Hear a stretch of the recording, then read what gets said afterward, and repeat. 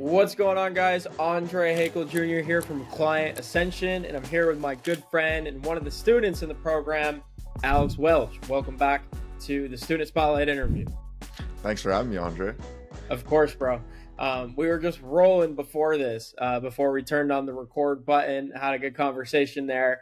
And so let's just record this thing and see where the conversation goes. So before we dive into some more specific questions about Client Ascension, I just wanted to start off with, who are you and what are you currently working on? Yeah, so my name's Alex, and I'm the founder of Lift Media. It's a cold email lead generation agency, and we're mostly working with marketing agencies at the moment, aiming to book them between 5 and 30 sales calls per month.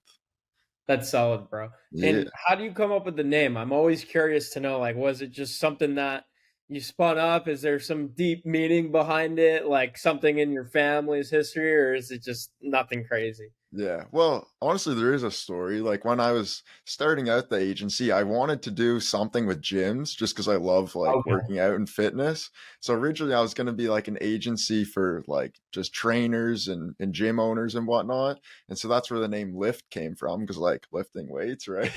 And then eventually that was like about a month of just figuring out headaches and whatnot. And I was like, yeah, this is not the industry I want to be in. So I just kind of stuck with the name and I think it works, honestly. Dude, you just stick with the name. That's what we did with Knowledge X. Knowledge Yeah. X was named because we were working with knowledge experts and we were helping them to sell an online course. And so then we converted it to lead gen and we're like, name sounds cool still. Let's just keep it. Yeah, exactly. It works. So when you made the decision to pivot from working with like gym owners and in the fitness industry to going into the lead generation industry, was that right about when you learned of Client Ascension, or when did Client Ascension come into the fold? Yeah, so I was in another group beforehand of like a quite popular like YouTuber whatnot, and just really getting the basics of an agency because for the 2 years prior I did ecom and like that was great, like a lot of drop shipping and whatnot. Drop I had shipping, some yeah. yeah, I had some success in it honestly, and I kind of enjoyed it, but it was just to the point where it wasn't that like super guaranteed like MRR every month, and didn't really know what was next. So yeah, joined that other program, learned quite a bit about an agency, but I was still very lost. And then, yeah, I was on Money Twitter, of course, found out about Client Ascension. I was like, this really seems like it could help me right now because I had so many issues, just no idea how to solve them, like countless YouTube videos and whatnot. And Yeah.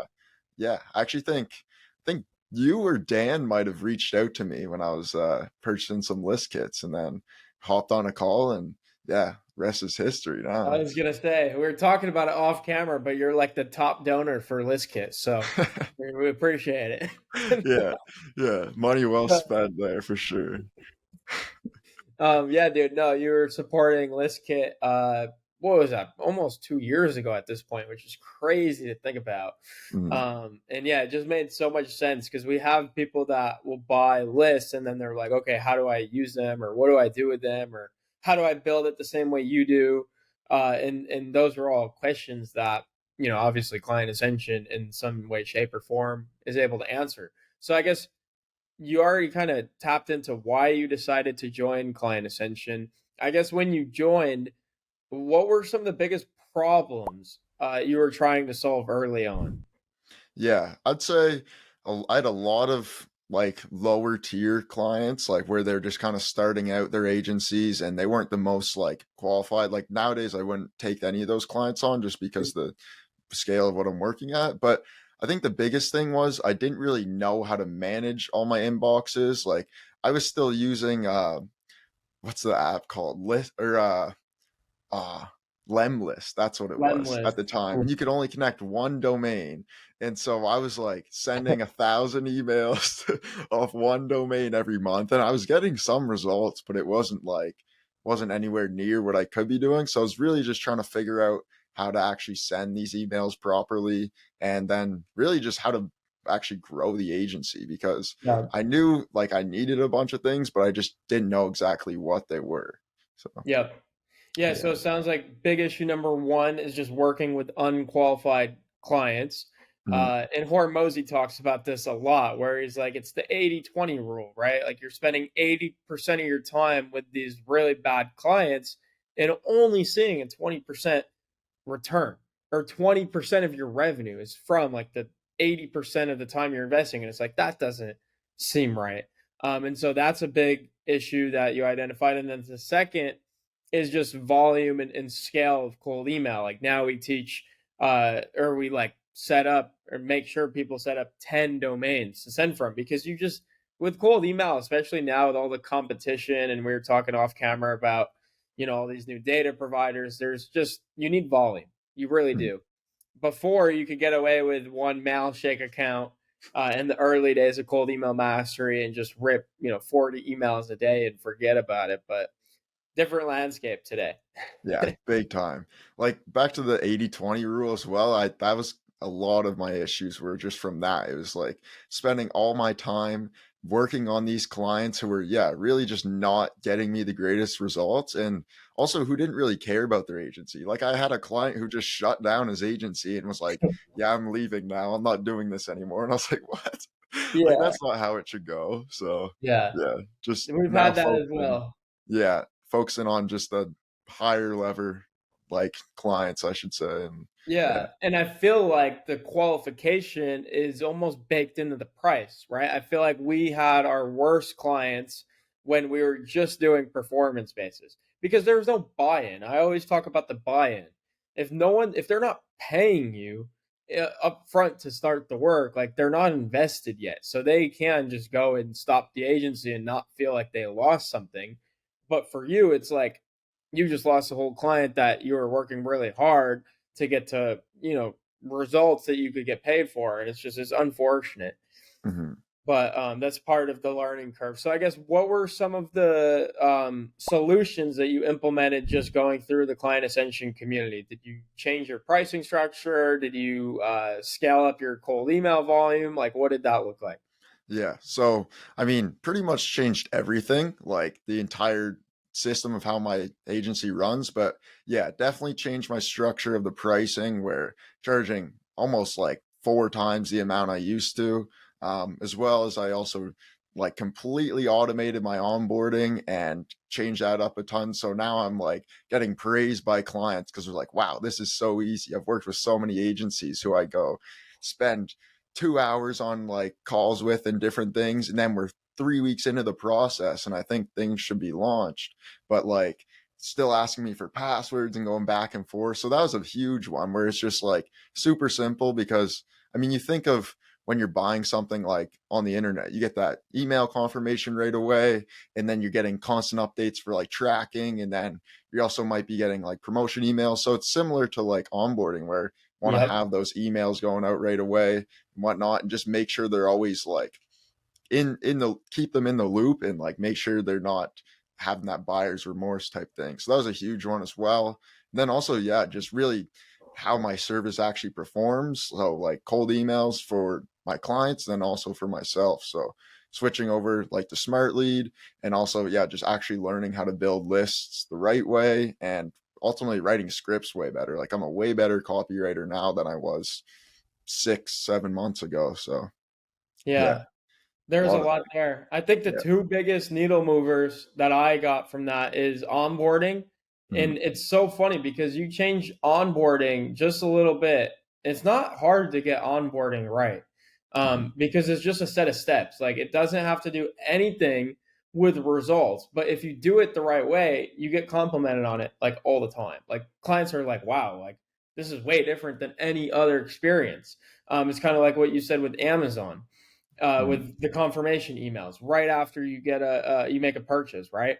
And these are Mhm. simple things to implement, and then backing that up with results and just improving your skill set of the service you're delivering. I just think that's so important. Yeah, no, 100%. Like beforehand, if I was still running the emails how I was and like using that structure, I would be getting out competed by every other cold email agency, and it just wouldn't work out. So Yeah, the reason yeah, I'm actually like successful with it now, it's because of client ascension. So that's awesome, bro. But you implemented. So I exactly. always want to. I gotta give credit to where credit is due. There's a lot of students in client ascension. Not all of them are successful or as successful as guys like yourself. Mhm. And that comes down to one variable, which is mostly just you as the owner, operator, and student. Yeah, Um, for One sure. thing I wanted to ask about as well is like, okay, you're in a very competitive space with cold email lead gen services, right? I feel like a lot of guys are offering this service, and you 4x your price, you increased your LTV, like you did all of these things in a competitive market. Why do you feel like you're able to still have success? Is it because of like the script writing, the skill set, the onboarding? Like, what do you attribute that to?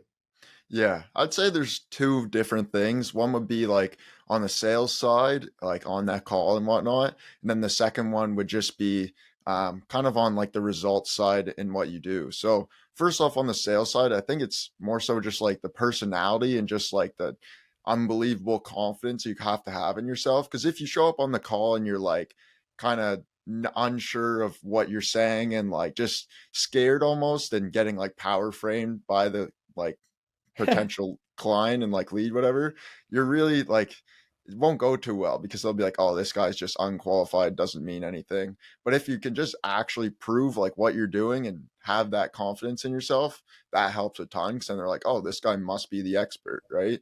And Yeah. then on the other side of the service delivery and whatnot, I think it's more so just like my script writing skills have changed a ton where like people are getting hit with the same email like 5 to 10 times a day, depending on the industry, maybe even more. So More. just coming up, yeah, definitely. So just coming up with like some very unique angles of like how your offer is, and then also using like Christian's script writing like methodology and all those resources he provides, really just to keep yourself different from the competition because there is a lot of emails getting sent to these people every day and landing in their inbox, but a lot of them like really suck. Like they're not great at all. So just yeah, having that good structure to it, and then just being able to be creative and write those cool angles. So Yeah. And just to recap that for the audience, no matter what service you're providing, it's just the process of getting good at what you do, mhm. right? Like that's all it Exactly. is. It's like you're just learning how to do cold email better than most of your competition. And Mhm. that's it. Yeah, That's it. exactly. And you're not going to start out like being the best at it or like knowing everything. Like, I mean, from what I explained so far, like I didn't really know what I was doing at all 8 months ago, but I was trying and like at least working towards getting better. And now with all the learnings I've had and then also just experience in the game, it's like that's the best thing is just to get better at it. So, Absolutely, bro. yeah. Absolutely. So like I guess over the last 3 months or so, what is like your most proudest accomplishment or achievement with the agency? Like what I'd was it say where you like got that win and you're like, yo, I gotta go out with the boys, you know? Yeah, I'd say well, I signed like two clients in a week like a couple months ago, and those are both for like larger retainers than I ever charged before. They're both at $2,000. And so that was like amazing. And I had that and I saw the money in the Stripe account and I was like, let's go. Like this is I knew it was possible beforehand, but then that was just really like validating what I Solidified it. can do. And yeah, because it was just somewhat slow. It was like sales cycle beforehand and wasn't sending the most emails for like myself really because I was just focused on the clients I had. But then yeah, once I started to pump that volume up and now I'm booking like 30, 40 calls a month for myself. And I'm like, I need to scale this back a little bit for the time being. It's So always the balance, right? With the pendulum. yeah, exactly. Right. It's So always funny. It's like at first you want more calls, and then now you're like, I have too many calls, and it's like you just got to deal with that. yeah. That's the fun part about entrepreneurship. It's the like they talk about the roller coaster, Mhm. um, and that's what keeps it exciting, right? Exactly. It does. And so you've obviously had some success in client ascension or since joining. You're on track to continue to scale this thing. You talked about bringing on some team members and everything else. So that's all very exciting. Mhm. What piece of advice would you have for some of these students that aren't as active in the community and just aren't getting the results that they know they should be? Just seeing guys like you posting in the Wins channel and on this interview here today. Like, I Mhm. guess a better way to frame the question is if you were to start over in client ascension, like what would you immediately do and put into your routine to get the most out of it? Definitely taking action sooner rather than later, because even my like first month in the program, I joined, and then there's just some part of your brain where it's like, oh, now I'm good because I paid the money and I'm joined. But that's not it. Now you actually have to do the work. So I spent my first month just kind of slowly going through things, attended a couple calls, but didn't really take it advantage of the fullest. And then I was like, what am I doing? This isn't going to get me anywhere. You're like, this is a So scam. yeah, I want a refund. No, so really it's just a matter of like actually going through the trainings and implementing those things, because it's honestly like I still have things need to implement from the trainings, but I've implemented pretty much like I'd say 80% of them by now, and that's really what's gotten to me to where I am today. And as well as just going on every single coaching call you can. Like people are busy and you'll have like calls scheduled at the same times and whatnot, but if you can make an effort to show up to as many coaching calls as possible, that's perfect. Because like even if you don't have a question, I find just being surrounded by other people who are doing like something or similar to what you do and like making good money in it, it's just that environment shift of like having that people around you. So I think that's the Yeah. most important thing as well, because it's a lonely game in like entrepreneurship, especially if you don't have much of a team and you're just working with a few clients or maybe even no clients. Like, yeah, just get in that mind space of having the people around you, and yeah, it'll work out. Yeah, and a lot of times you can outsource your thinking to guys like this, right? Because Mhm. they might show up to the call with a question, and you hear that question, you're actually like, "Wait a second, that I also want to know the answer." It's just you didn't think of the question in the way that they communicated it, and so it's Exactly. just helpful to have like this peer group that is constantly thinking about how they can solve problems and just get ahead in this game. It's such a cheat code, dude. It really Mhm. is.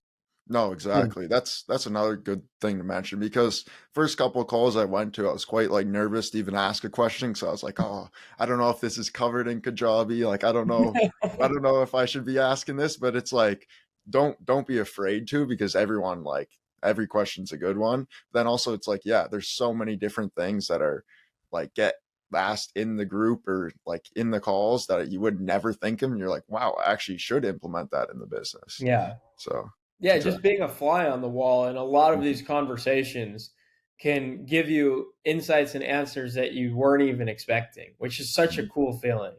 Yeah, 100%. It Yeah. is. So, next question is, you know, going back to just agencies in general, like what's one piece of advice you'd have for someone just starting in the agency space? And caveat, obviously the answer is join client ascension, but you can't say that as your answer. So, Okay. joining client ascension, what would you say to someone just getting started in the agency space? I'd say get your outreach going right away, because until you do outreach and actually put something out there, there's no chance people are going to find you. Just making a website and expecting traffic to come to it is not a realistic expectation. Like, it's just Oh, not how bro, it just goes. 3 YouTube videos and you're good, right? Yeah, yeah, exactly.